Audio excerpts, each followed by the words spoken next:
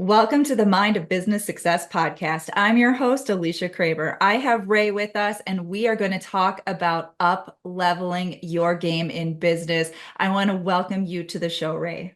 Thank you so much for having me. Now, we got into just a little bit of this before we hit the record button.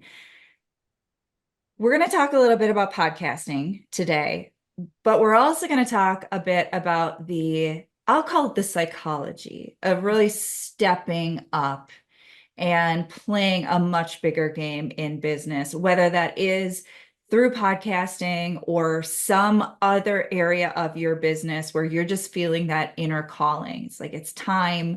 I've got I've got a message that I want to share with the world. I have a unique gift.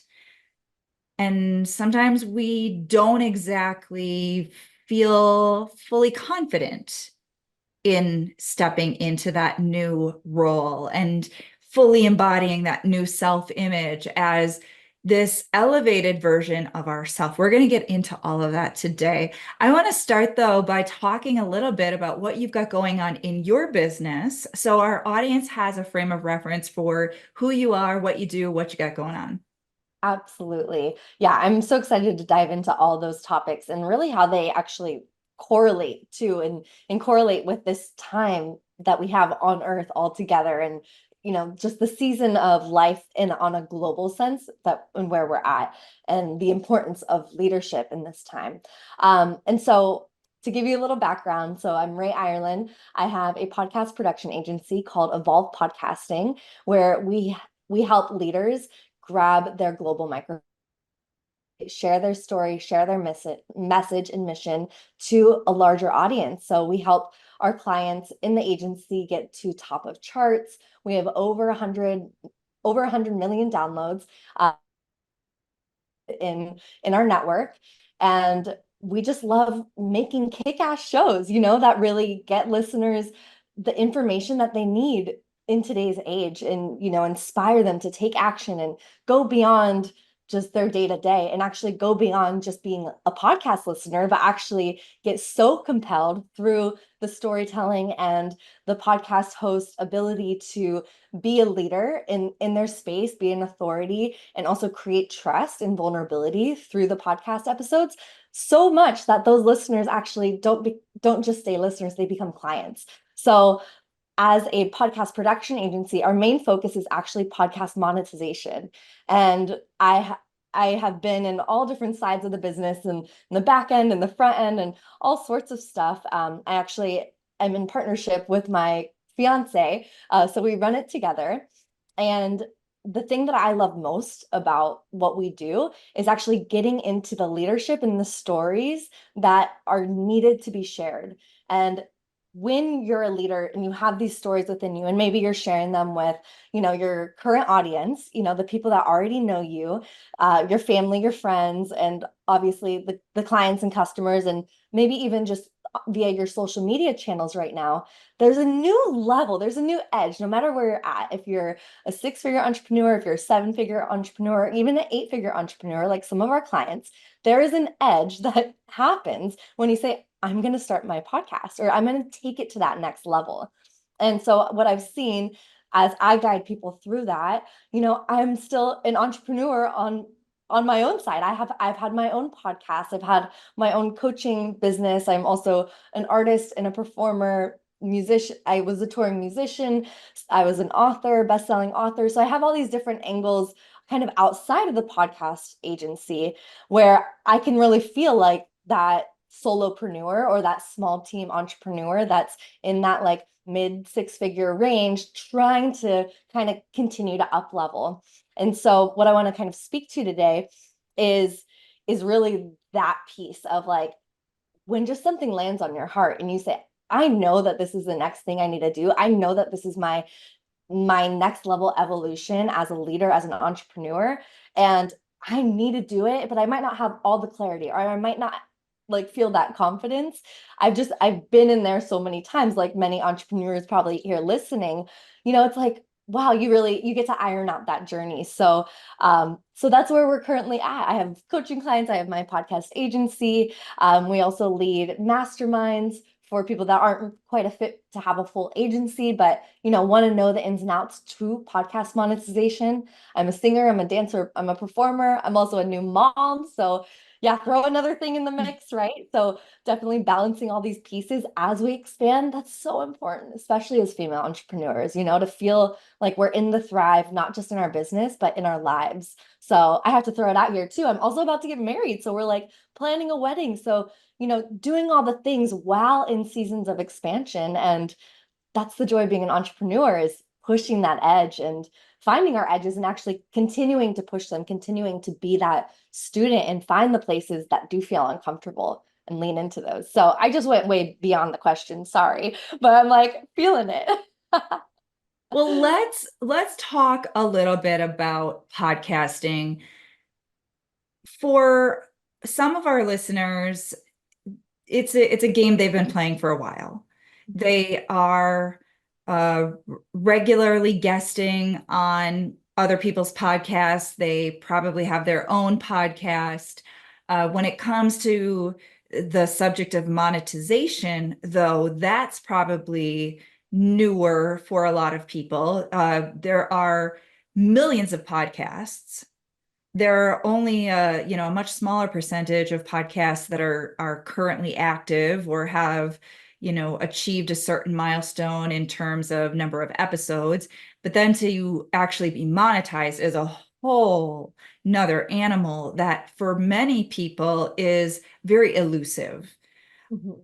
But now for those individuals who are listening, who they're listening to podcasts, watching podcasts, they are hearing all the buzz about how important it is, but they're on that fence. Maybe they're still contending with the self-talk, like, who am I to be doing that? I don't have that level of expertise, that many years of experience, or whatever their story is. For everybody, it's different. Let's let's maybe just lean into that for a moment and dispel some of those self-inflicted, self-limiting beliefs so that people can start to open up to the possibility of leveraging the power of podcasting. Yes, absolutely. And so, you share these numbers, there's all these podcasts that are out there. But the interesting thing, I kind of want to share a different perspective of it, is if you compare podcasting to maybe something like YouTube, which is pretty comparable, right? A place where you're getting this free source information and kind of stories and connection, right? Um, it's still just a fraction. There's a fraction of podcasts out there compared to YouTube. So podcasting is still in its infancy stages. There's so many stats, so many graphs that you can find online and sort of things where you just see there's a growing rate of podcasts, but you're totally right. There are not many that are actually doing it in a way that is creating success within their businesses.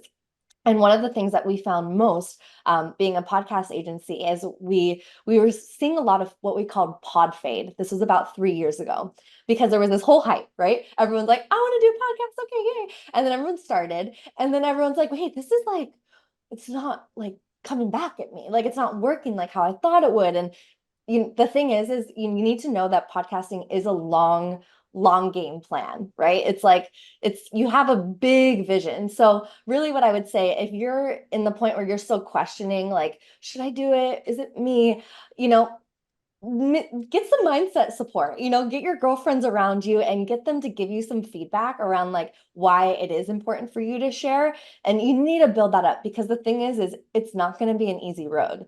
Just like being an entrepreneur, you're not, it's going to take some grit. It's going to take some building up. It's going to take building a new muscle of consistency. That's a super important piece.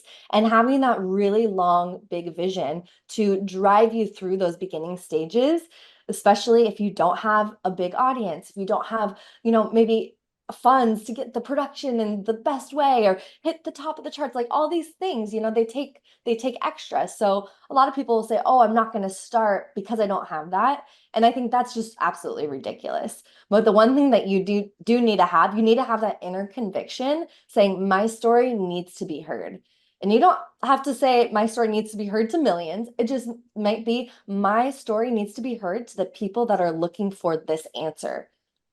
And usually it comes from a journey of I've been through this and I need to share it. I did not go through XYZ to just have that for me, just have the wins and the wisdom and the understanding of that specific transformation just for myself. So I'll put it into some context for me. When I started podcasting, I think it was like 7 years ago, I I had a story when I was in my early 20s where I actually had a suicide attempt. I drove my car off a cliff and I went through a near death experience where I really chose that I was going to live here. I spoke to God. It was like very transformational. And it took years after that to kind of piece my life back together. You can imagine what a mess it would be if I was driven to that point. So, a few years down the road, not immediately after, but I remember like a few years down the road, everything started coming together and I started really bridging this gap because when I had the accident, the thing once I got out of it, once I kind of regained my consciousness, I knew and I said to myself, I know that I'm not going through this just for me to figure out how to go through this. They're like this is a really crappy thing that's happening right now and this has to be for like more people too. And I've talked to so many people, so many entrepreneurs, and you're usually an entrepreneur. You're usually willing to do the hard things that no one else is willing to do because you've gone through something and you've seen the light on the other side and you just know you have to share that, right? In whatever kind of space you're in. So you have to have that inner conviction and then, it kind of can build over time how to make that turn into your reality. But I think just that inner knowing is one of the key things that you need to be able to push through. So if the inner knowing is feeling wobbly, get into community, get other people to remind you of that reflection. And then when it comes into, podcast monetization itself, it's an incredible topic because I really believe podcasting should not be a hobby, especially if you're an entrepreneur. There are hobby podcasts out there and people love them and you can listen to them, and that's totally fine. But if you're an entrepreneur and you have a podcast, it is such a disservice if you're not monetizing it. The reason being is that there's something missing. Just like if you're on a sales call, if you're doing all these sales calls and no sales are landing, it's not about you and your business and your financial state. Like obviously that's going to hurt. But the thing that I think hurts the most when you're really like a heartfelt entrepreneur is the fact that you're not able to give the people on the other side what they actually need. And the truth of the matter is that people can listen to all the podcasts they want. You can have years of podcasts built up. They can listen to all of them and they can transform their lives to a certain extent, but there might be another step that they need to take to go to the next level of whatever your listeners are looking for or going to you for. So if you can actually help them cross that line and actually be that person on the other side saying I got you, like actually have the resources for you, that's where it becomes this really cool journey that you get to take people on. And it becomes so much more. You can connect with your most precious clients and your deepest friends and your deepest community that really know you because you've built that trust via the podcast. And then being able to just take them to those next levels. I mean, it's incredible. It's why we are entrepreneurs usually. One of the things that we mentioned in the opening was that we were going to talk a little bit about that fear that we so commonly come up against when we're feeling called to up level. There are these fun sayings that we hear, like new level, new devil, and then there's a whole book, right, on our upper limit. And all of this, when you understand how the mind works, makes complete sense. And what I always like to explain to my clients is those things that you are looking at, those next level goals, that's unknown to your subconscious mind. You have no frame of reference. It does not match your current self-image. It does not align with your current beliefs. If it did, you'd be there already. And so the way that our mind is designed is to not go there. Mm-hmm. It's unknown, and the subconscious mind thrives on knowns. Its entire job is to keep us alive. And so no matter how good something could be for us, or how inspired we feel if we don't overcome some of that internal resistance. We will self-sabotage, we'll create stagnation. You hear all sorts of common things that people bump up against: procrastination. Oh, I'm a perfectionist, blah, blah, blah, right? It's all the same shit, right? It's just, takes a different form.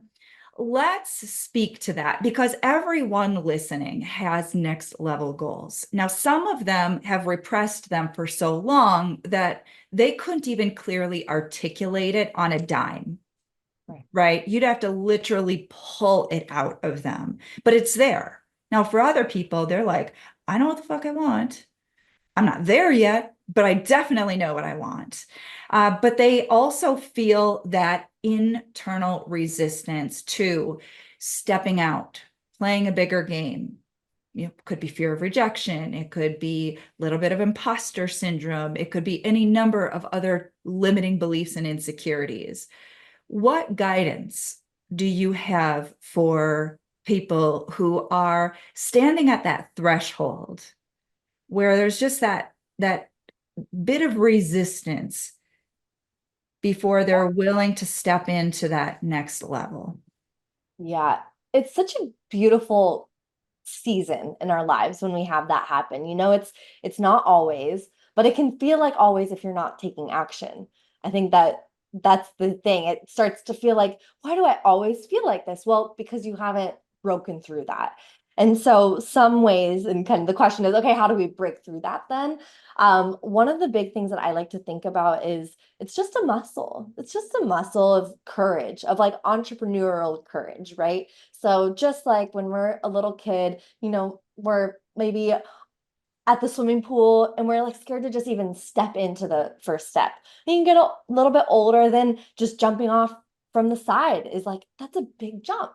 But then eventually you're like, okay, yeah, I can just step in. It's like not that big of a deal. And you go off the diving board, then you go off the high dive. And so it's just the same thing. It's just entrepreneurial journey. We don't get to see our physical growth with it and say, oh, this makes logical sense. I'm growing and the problem's getting smaller, or the jump is getting smaller, but it really is. And if you can think like a seasoned entrepreneur, like some of my favorite conversations are with people that have been doing entrepreneurship for like 50, 60 years, and they're just like either retired or doing their thing as a leader in their company, have built these empires. I love hearing them because they're just like, just do it. Like, there's going to be so many more jumps you have to take after this one. It's just one. Sometimes we think in our minds, if I make this next jump, it's going to solve everything. No, it's just going to get you to the next step. And it's going to give you the clarity of the next jump you have to do. Like there's always going to be one more. So if we think of it like that, maybe that jump that you think you need to take, or what's on your heart, maybe it's actually too big of a leap. And so this is something that I think I don't really hear much often, but I talk kind of in our inner circles, is kind of just really self-regulating. You don't need to take a huge leap that is going to completely dysregulate your system and throw your life out of whack. I say this also from experience, and I think a lot of entrepreneurs have done that because we see via social media, and this is actually one of the issues of short content, is it just gives you a snippet. And so it says, go after your dreams, jump for it. But like, that's it, right? It's just 3 seconds to like grab your attention. The amazing thing about podcasting is you can actually get deeper into some of these theories and like understand the different layers, the different like values of color that these big statements have, especially around entrepreneurship. So yeah, you can take a leap of faith, but you also want to take a leap that's going to feel good and actually give you confidence and build up. I like to say it's kind of like your jar of confidence. If you keep taking leaps and you keep missing them because they're way too big for you, that jar of confidence isn't going to be very full, and you're going to kind of pull back. You're going to stop taking more leaps. You're going to say, I don't want to leap at all. Actually, I just want to sit here on my couch. Like this is comfy. Okay, give me a blanket. I need to recover from this, right? And then you get into that stalled out space. And so that's where all those other thoughts and feelings and beliefs start like pouring into your mind. I'm an imposter, all this stuff. And that's just not true. It's just that you missed that leap. So what I like to do is just shorten the leap. If you're having a hard time and you're feeling like, okay, I literally don't know, I'm in a place of stuck. I'm in a place of like, what is the smaller step you can do compared to that big thing. And I know a lot of people, you don't even think about this, but the brain itself, like a muscle, it needs to just build up that confidence. So maybe you're like totally freaked out and stalled out in your entrepreneurial journey and you're just kind of plateauing and you're like, I have a big thing.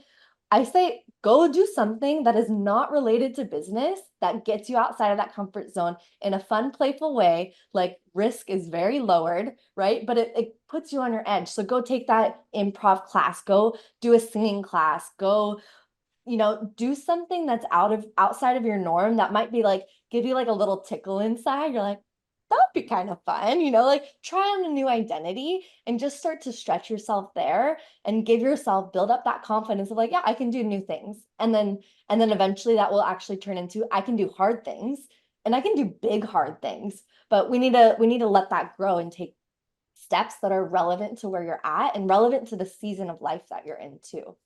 Awesome. I love it. So some actionable strategies that people can implement.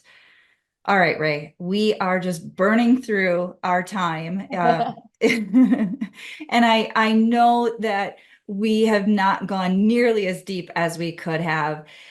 But for the sake of time, I want to make sure our listeners know how can they connect with you. Absolutely. I know. I feel like we could just keep going on and on with these topics. They're so powerful.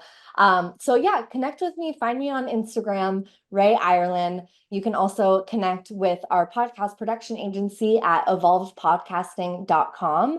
And those are really the two best ways to find me. All the other stuff you'll see from there. I have my best-selling book, Blame It on My Soul. I have albums that I've released, music on Spotify, Apple, iTunes, all that good stuff.